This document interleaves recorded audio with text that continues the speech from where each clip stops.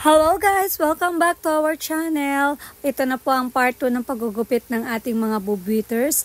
Ang susunod po nating gugupitan ay yung tatlong second set na anak ni Latte. Yan po ay si Ozzy. First time po niyang matalian, kaya ganyan po, nai-stress po siya. At tignan nyo naman ang itsura. Ang bantot-bantot po talaga niya. Dahil mahilig sila maglaro sa tubig sa kanilang inumin. At naging dreadlocks na ang buhok niya. Kaya ayan, time for gupit. First time rin po nilang magupitan. Sa sobrang tangled ng kanyang hair, sinubukan kong i-razor siya kaagad. Kaya lang, hindi kinaya. Dumidikit po kasi yung mga tangled hair niya. Kaya ang gagawin po muna natin sa kanya ay kailangan po nating i-cut muna yung mga tangled hair niya para mamaya po ay swabe na po ang paggugupit ng kanyang buhok. At yan po palang nakamana kay Duke na color black. At sa point na po na yan, medyo nagre-relax na siya. At hindi na siya masyadong magalaw, kaya na ayos naman ang paggugupit sa kanyang mga tangled hair. Ang hirap talaga kapag puro himulmul ang buhok, ang hirap nilang i-razor. Sumasabit doon sa razor yung kanilang mga himulmul. So kailangan gupitan muna sila para matanggal lahat ng mga himulmol at swabe na ang pagre-razor sa kanya. At dahil natanggal na ang tangled hair ni Ozzy, magre-razor na tayo at kita nyo naman swabeng-swabe na ang paglalakad ng razor. Paglalakad? Ano ba yun? May paa? Hindi. Basta swabe na yung paggugupit sa kanya. Hindi ko alam ang tamang term doon. Hindi naman kasi ako barbera eh. Anyway, so ayan, behave naman siya. At ang maganda kung saan mo siya gugupitan, bigay hilig naman siya. At meron nga lang siyang napoknat dahil siguro sa sobrang tangled yung buhok niya. At pilit niyang ayusin. Ayun, napoknat siya.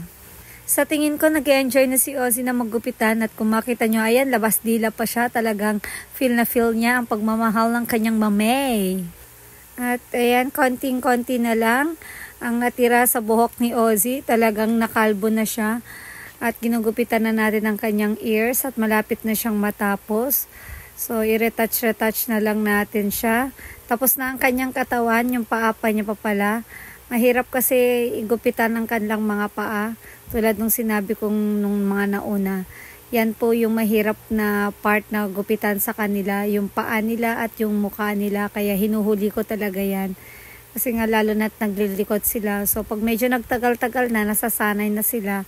So hopefully, I'm hoping na maayos silang gupitan sa paa. Pero mahirap pa rin.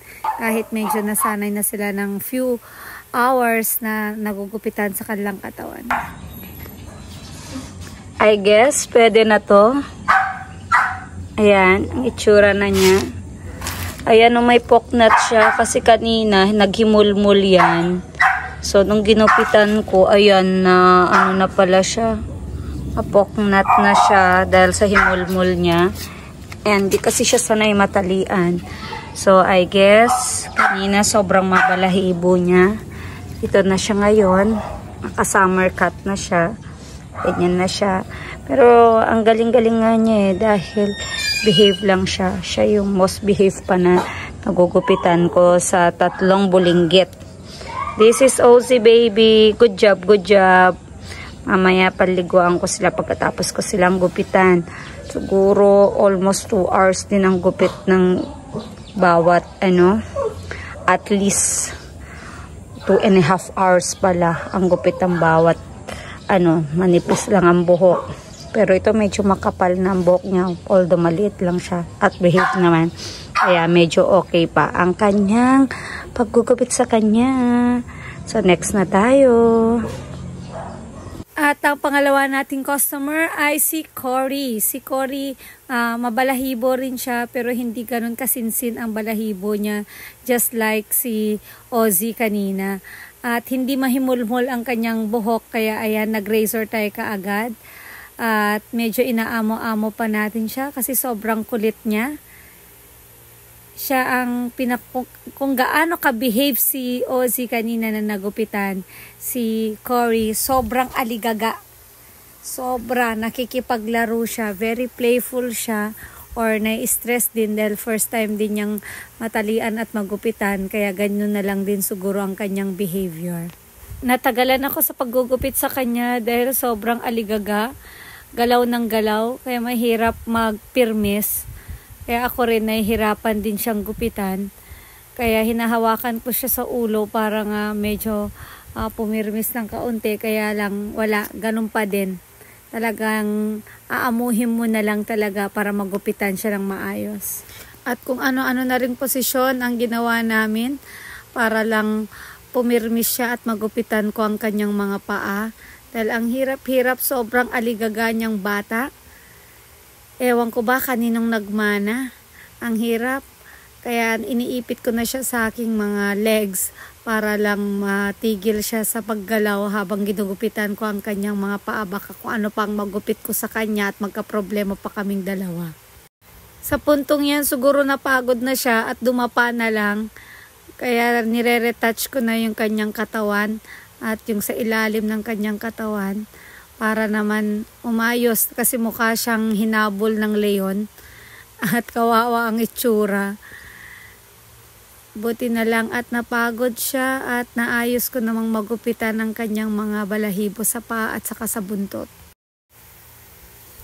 Ayan, nipit ko ulit siya sa aking mga legs dahil doon naman tayo sa kanyang ulo, sa tenga, magugupit. At mahirap na, baka magupitan ko ang kanyang tenga at magdugo. Kaya ganyan muna ulit ang ating posisyon. Sa wakas, kontingin na lang, konting-konti na lang ang pasensya ko talaga sa'yo, Cory. Ang kulit-kulit, ang likot-likot. Ay, tiyagaan talaga dahil mahal natin ang ating mga fur babies. At saka higit sa lahat, mahal magpagupit. 8 sila.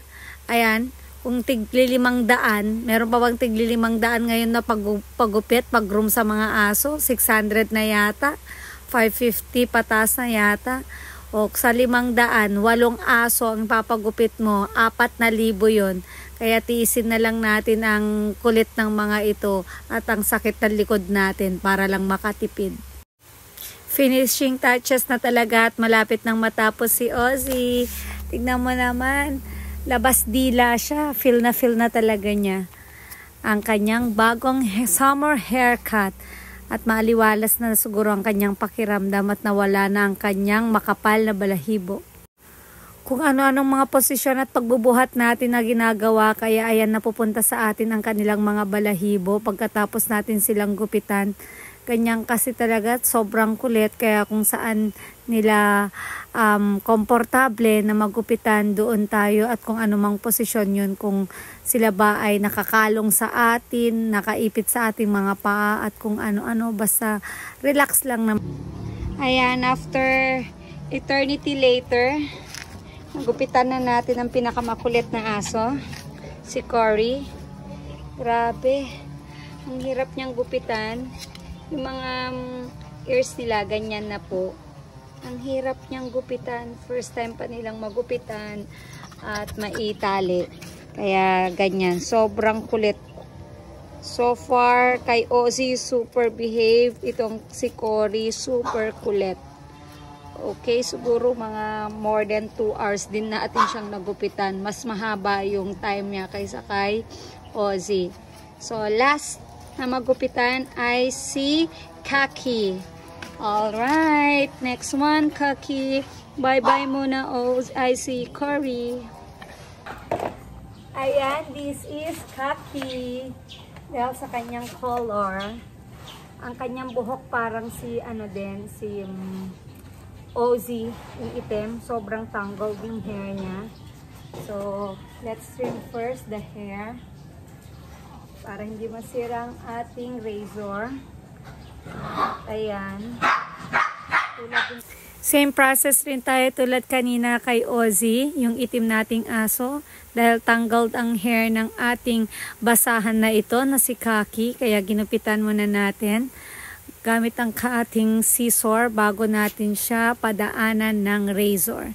At medyo aligaga rin siya at makulit. Pero hindi super kakulit ni Cory kanina.